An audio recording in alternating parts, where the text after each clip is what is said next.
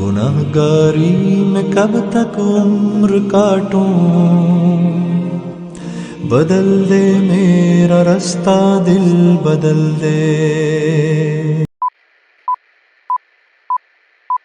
एक लड़के ने ग्लव्स पहन लिया जिसका नाम मोहम्मद अली किले हैं, तो दुनिया में ऐसा बॉक्सर पैदा नहीं हुआ है, बॉक्सिंग लेजेंड बन गया है वो।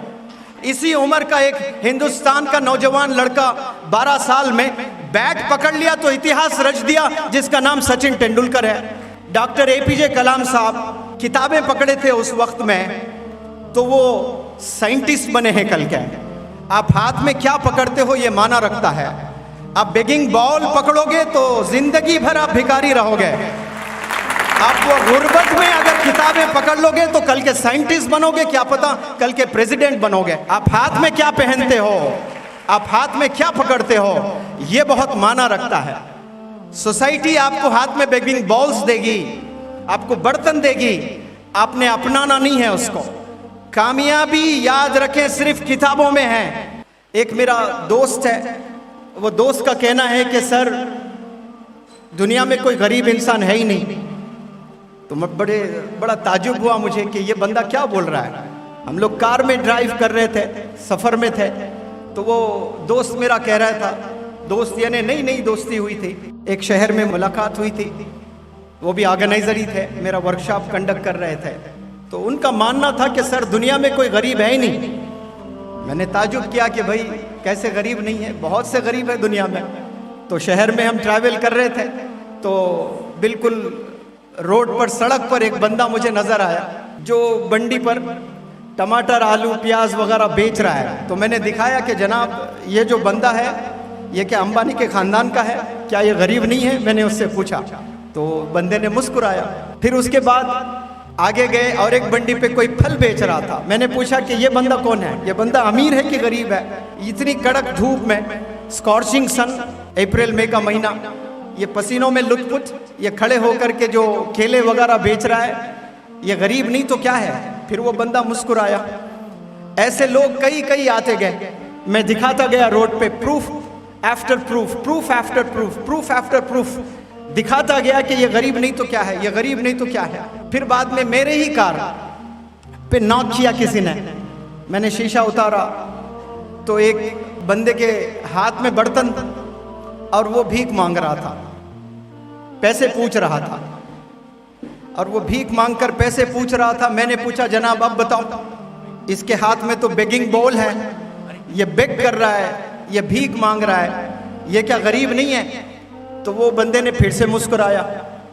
अब उसके बाद एक होटल में लेकर गया मुझे, और होटल में बिठाकर कहा कि सर आप तो इंटरनेशनल ट्रेनर हैं, आप मोटिवेशनल स्पीकर हैं, आप दुनिया भर घूम के पढ़ाए हैं, ये अदना कुछ नहीं जानता, लेकिन बस एक चीज़ मैं जानता हूँ, वो आपसे शेयर करना चाहता हूँ। तो मैंने कहा कि बिल्कुल बताएं।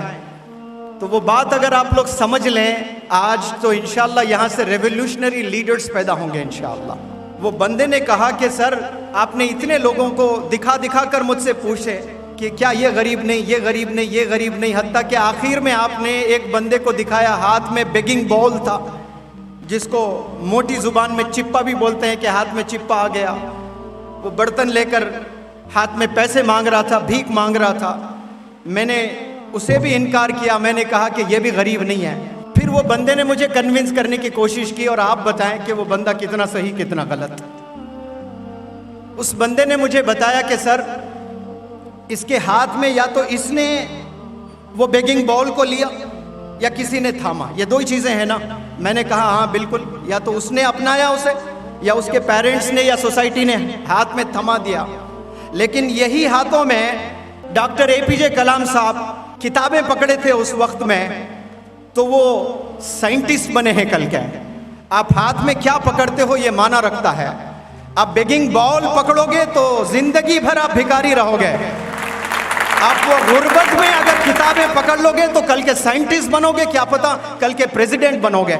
और उस बंदे ने कहा, हिंदुस्तान का नौजवान लड़का 12 साल में बैट पकड़ लिया तो इतिहास रच दिया, जिसका नाम सचिन तेंदुलकर है।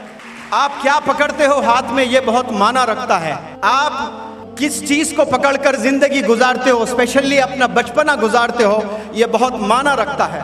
एक लड़के ने ग्लव्स पहन लिया जिसका नाम मोहम्मद अली किले हैं, तो दुनिया में ऐसा बॉक्सर पैदा नहीं हुआ है, बॉक्सिंग लेजेंड बन गया है वो।